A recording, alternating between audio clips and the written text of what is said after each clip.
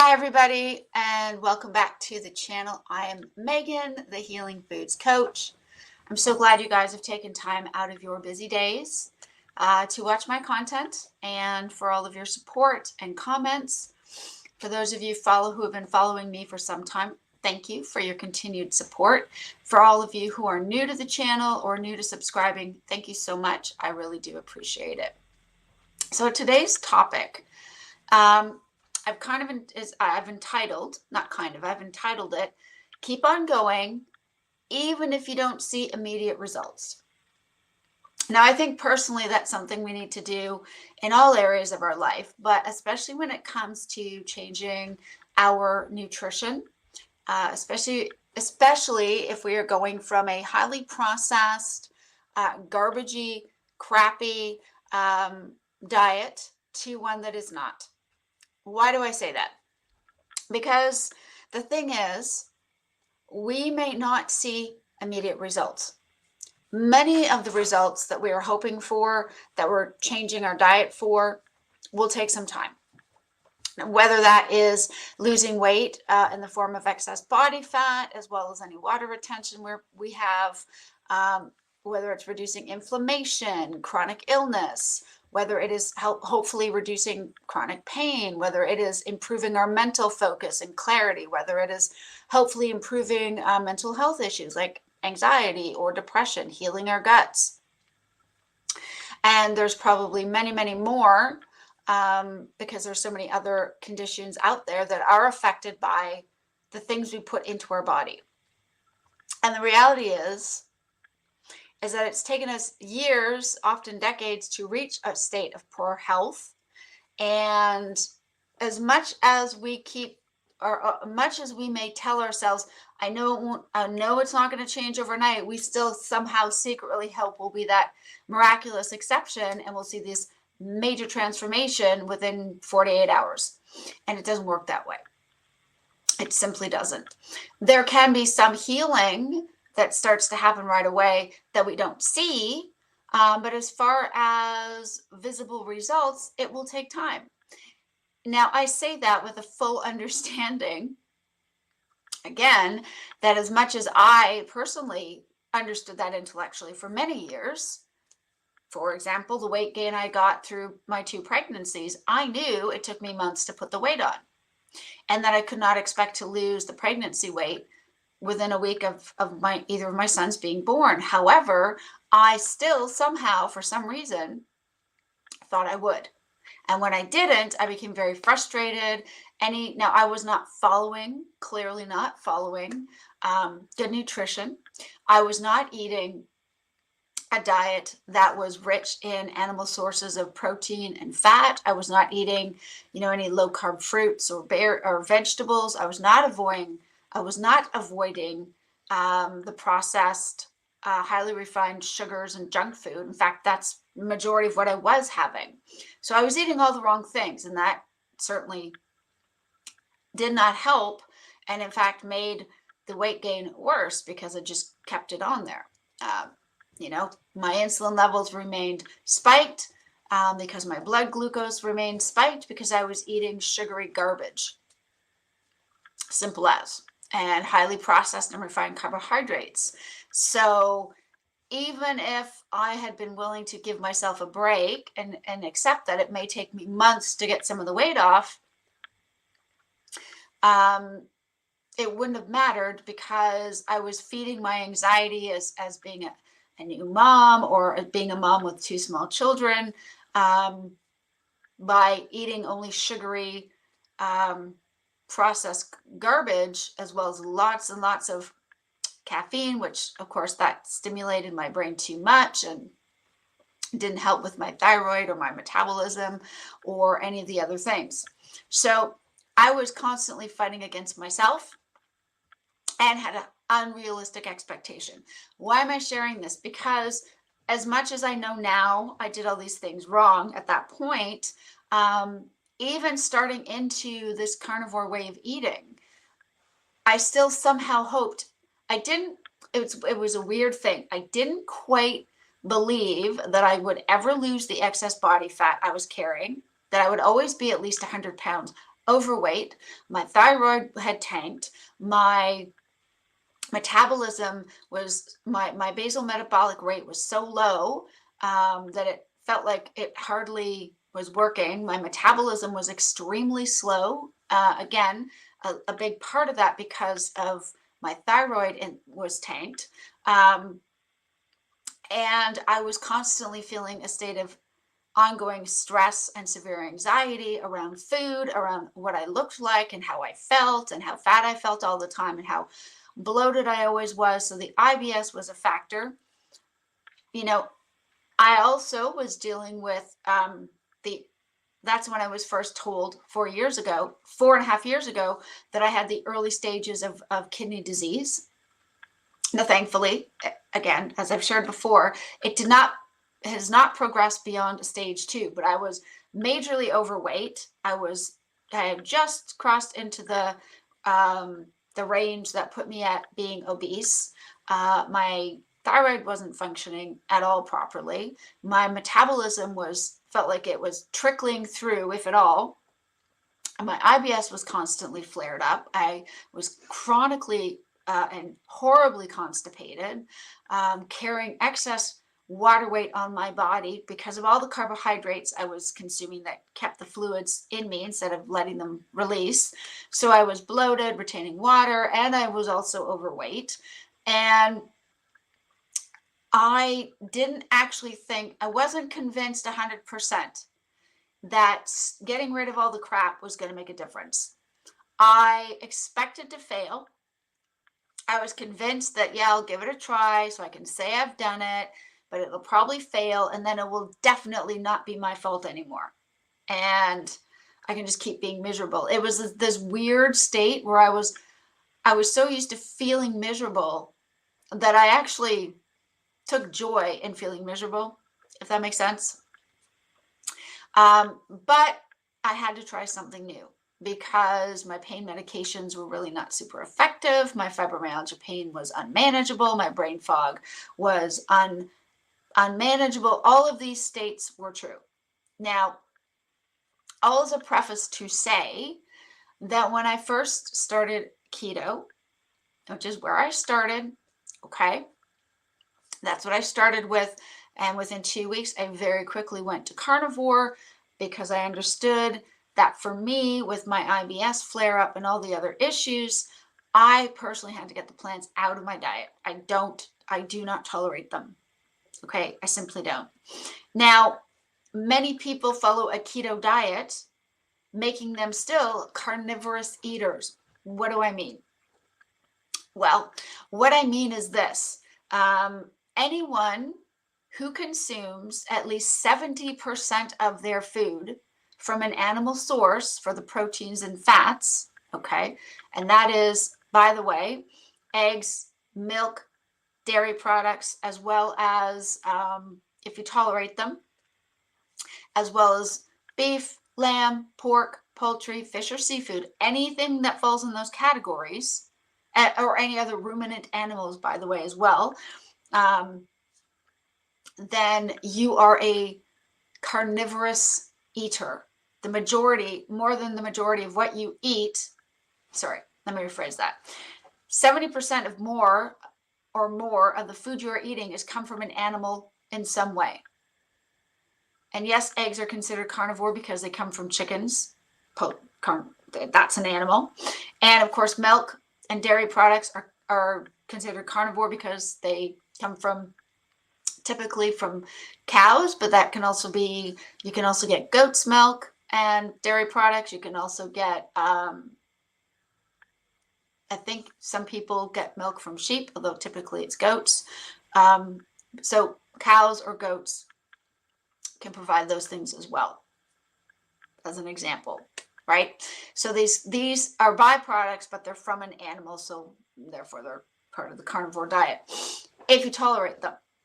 And so people who are keto, who eat animal sources of protein and fat, as well as include some very low carb, non-starchy vegetables, maybe a couple handfuls a day if they want it, and also include full-fat milk and dairy products if they tolerate them as part of what they eat.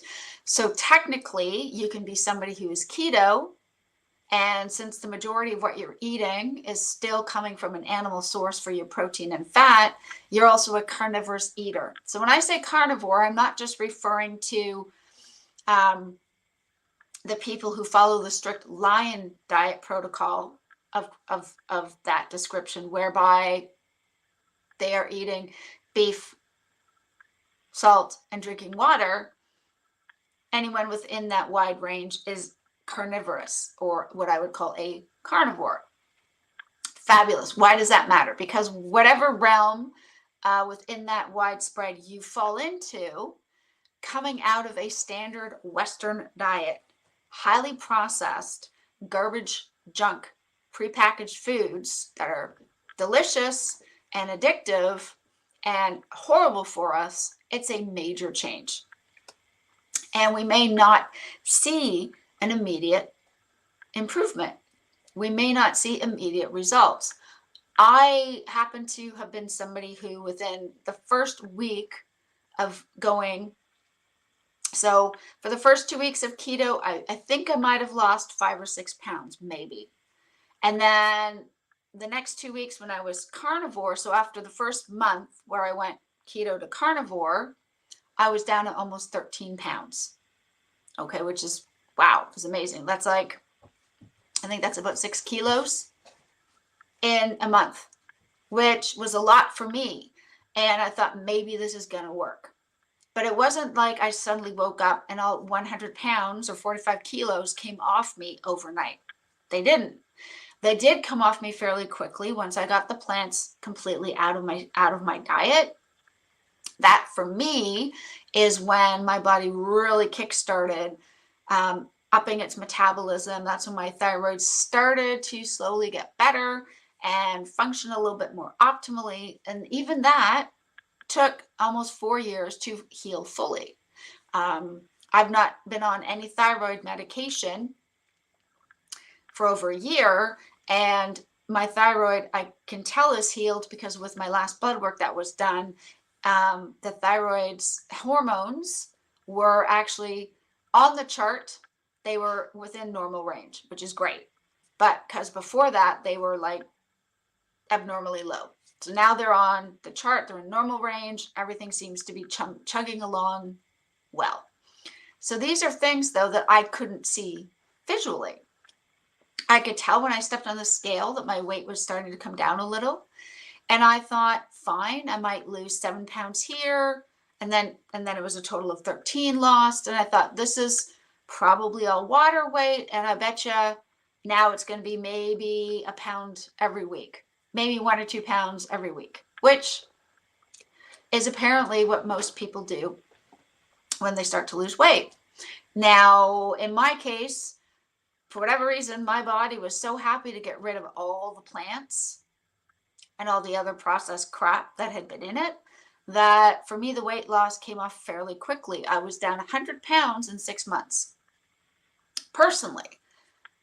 But I also know that that's not typical.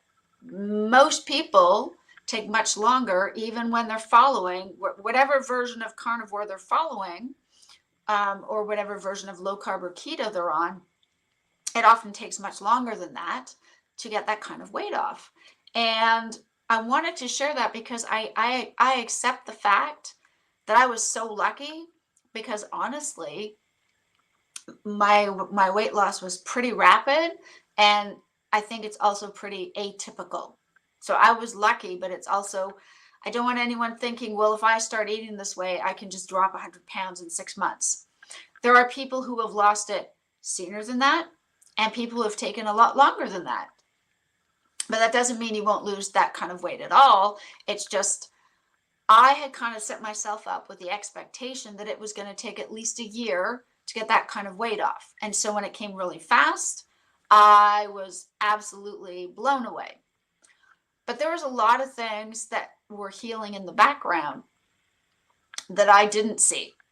And I just kept going. One thing, and I continue to keep going now. And one of the things is, of course, The brain fog from the fibromyalgia was horrific. I had to stop working 8 years ago because had gotten so bad.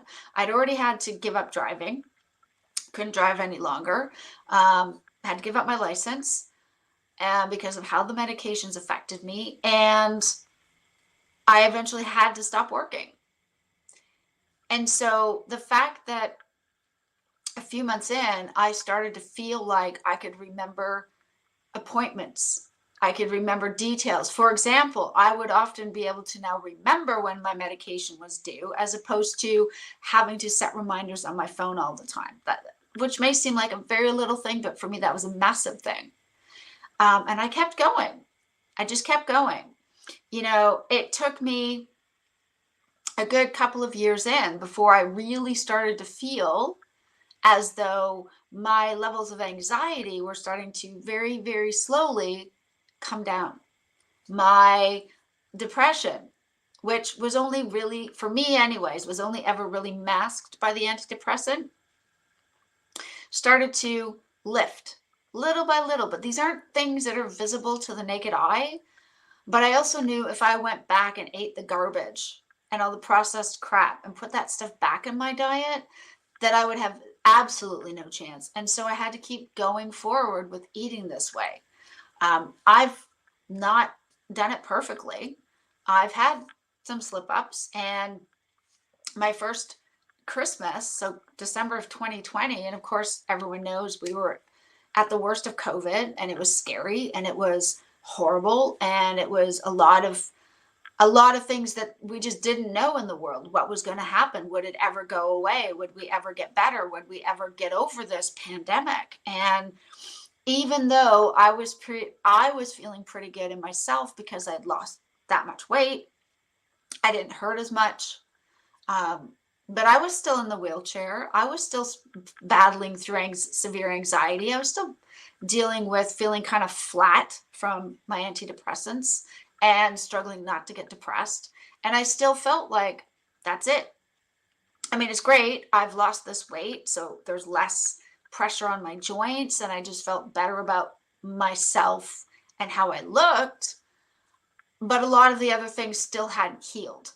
And yet, I wasn't going to go back to where I was. I had to keep going with eating this way. And that first December, I had made the decision that I was really missing.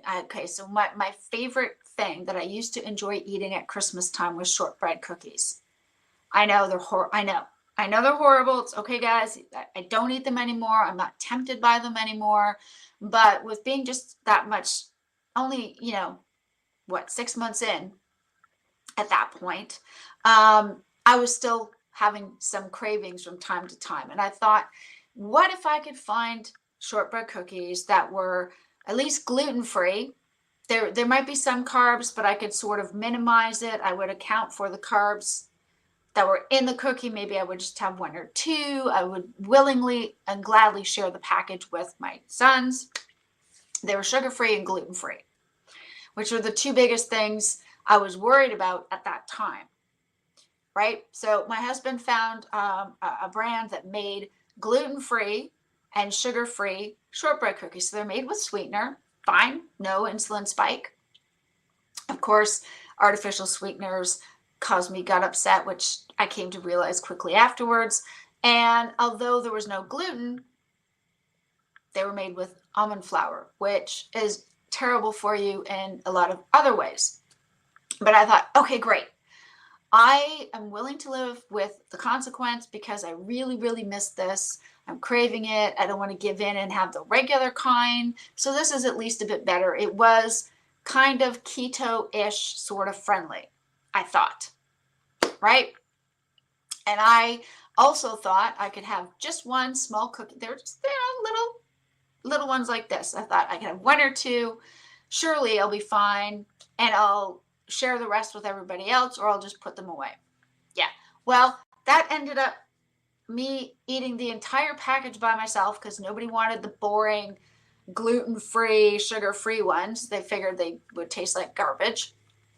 And because I'd opened up the pathway in my brain to enjoying the sweet carby goodness, I had no issue jumping in and eating regular shortbread cookies. And again, they were small, and I calculated them in so they could be part of my daily carb count.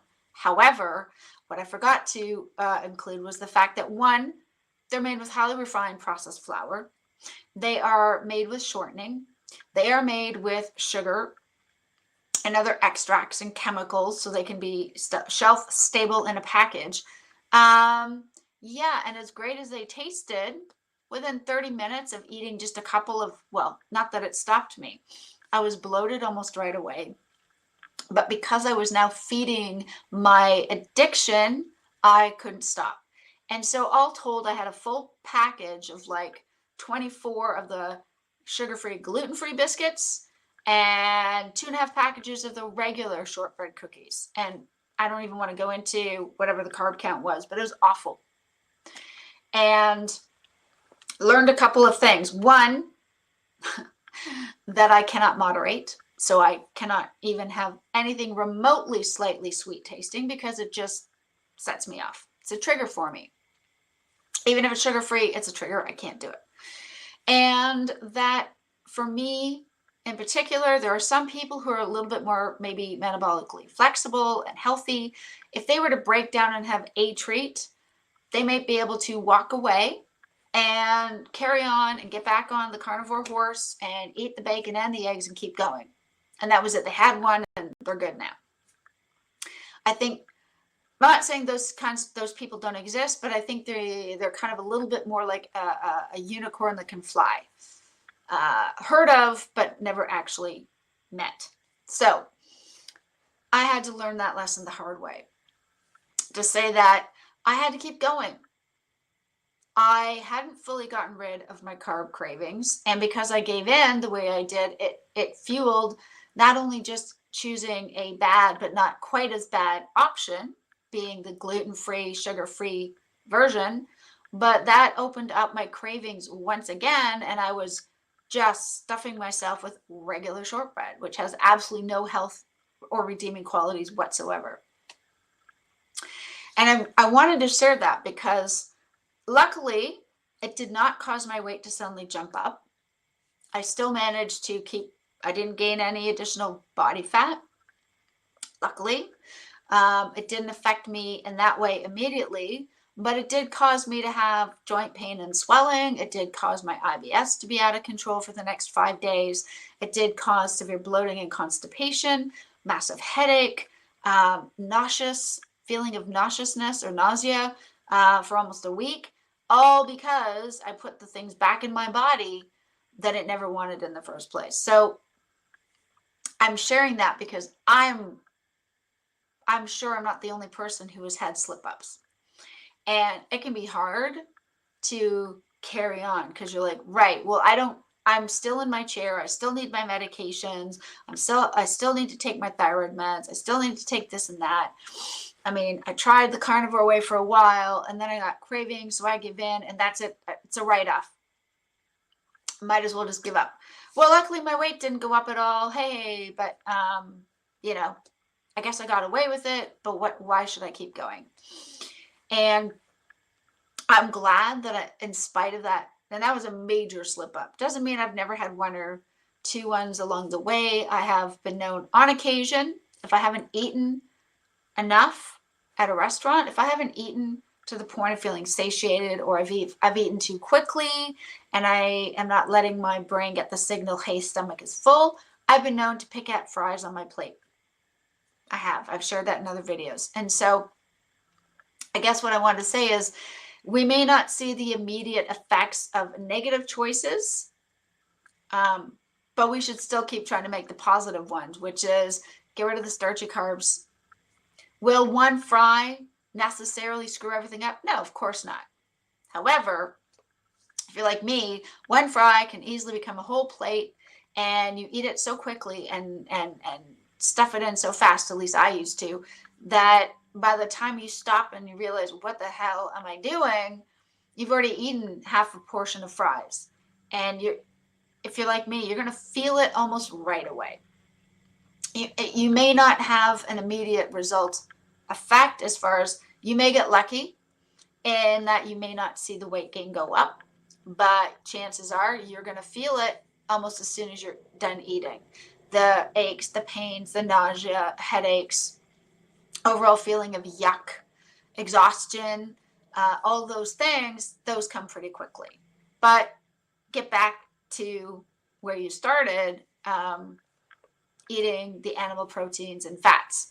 And that's something I had to keep reminding myself of regularly, which is, okay, I had the first major mess up at Christmas time. So what do I do now? And I've done this every year since, is I just eat what I normally eat. I keep going. And therefore, I don't allow things to tempt me. I have a nice hot cup of decaf now. Because oftentimes I think I'm hungry and I'm not. I'm thirsty or I'm feeling cold. And so some people would say, well, you should eat something. I just have a hot drink. That seems to help. The other great thing I do now, of course, is if I think I might be hungry, is I cut off a big chunk of butter and I eat that. I nibble on that. And if when I'm done, I still feel ravenous, okay, then yeah, I'm hungry.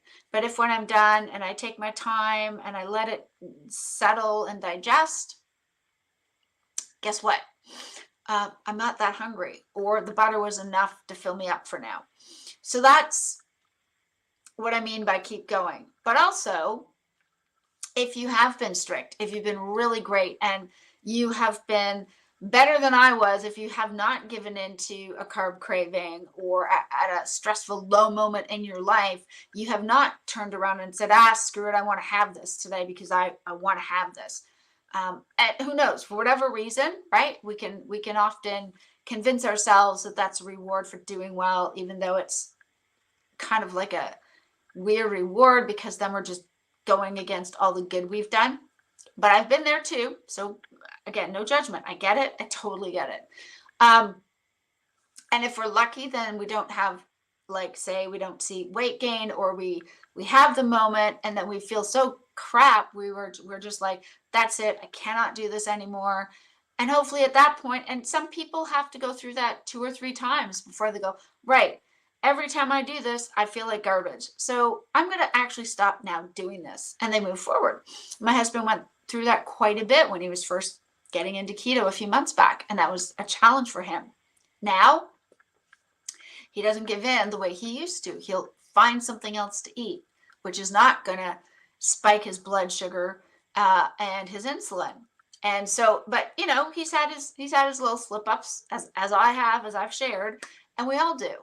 Because as much as we know that the stuff that we're choosing is bad for us, it's also hard to say no because we like the sweetness. That's that craving, the addictiveness of it. They make it that way on purpose, after all, right? They keep us addicted, they keep us unhealthy, they keep us sick, and it's big business for the food companies, obviously. But one of the things I also wanted to share is that, you know, I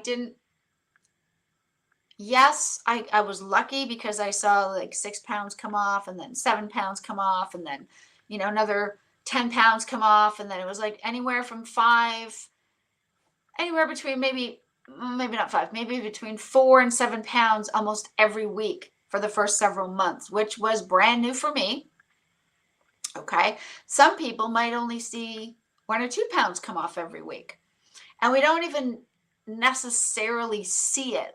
It might show on the scale, of the bathroom scale, if we are brave enough to step on it. Many of us don't want to get on the scale because it was always our worst enemy in the past. But a lot of times the change happens because our clothing starts to feel just a little bit looser on us. The weight may not have changed on the scale at all, but things are shifting around on the inside. And for me, for example, it's not like I noticed one day that my brain fog was lifting day by day. It's just that after a couple of months, when I was able to recall conversations from a day before, I suddenly realized, wait a second, I can remember things again. I can recall that I've seen this film before, or I can recall that I've read this book before. Oh my goodness, I'm getting my mind back. And so for me, I didn't necessarily notice the brain fog lifting initially. But a few months in, I realized, oh, wow, my brain fog is starting to lift. If that makes sense. And sometimes we may not see the numbers change a whole lot on the scale, but our clothes fit better. They don't feel quite as tight as they once did. And that might be simply because we're getting rid of water weight, we're building muscle at the same time.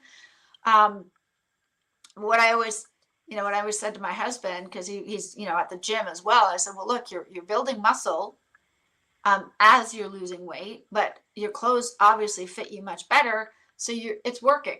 So go with that. And that's for those of us who are all about the tape measures and the weight and the scales and that can be a whole new thing for a lot of us.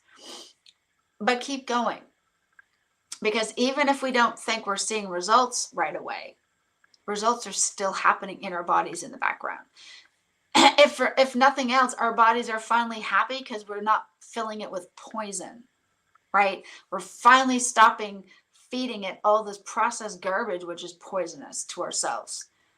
It's not immediately poisonous, but over a lifetime, terrible for us. When you have decades of eating processed crap, it's not a surprise that so many adults end up becoming overweight, obese, and developing type 2 diabetes, and why many of these people also end up being at higher risk for cardiovascular disease and heart attack because of decades of eating garbage, right? So I guess I wanted to share this video because I know that my fibromyalgia has healed. I've been free of fibromyalgia symptoms now for over a year. As I shared in my last video, I have some things that are genetic that I will never fully heal, that I'm learning that I'm able to manage now with regards to hypercholesterolemia and a lipid abnormality. Yes, and I'm taking the statin, the low dose statin, because that is probably one of the only things that's going to help in that respect. Fine, no problem. In that case, I will take it. I have SI joint dysfunction, which my guess is I probably was born that way, because as far back as I can remember, which is back to about the age of 5, I've always had a sore back. Not constantly, not all the time every day, but my back would often get sore as a kid, and I never really thought about it. It just was. So the dysfunction and the inflammation has probably always been there.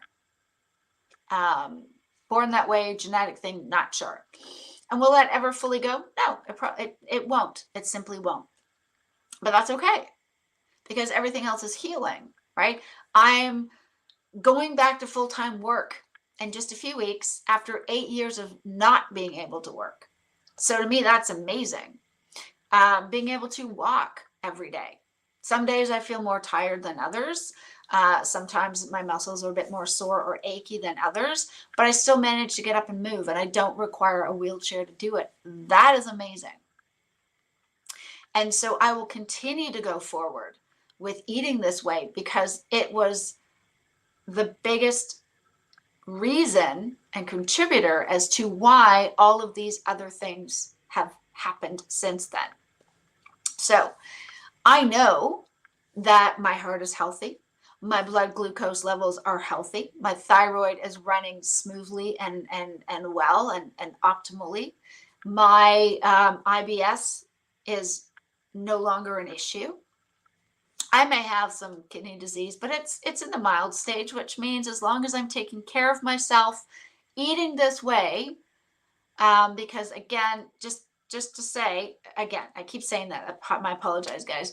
As I pointed out in other videos, it was not eating the animal proteins and fats that caused the kidney disease.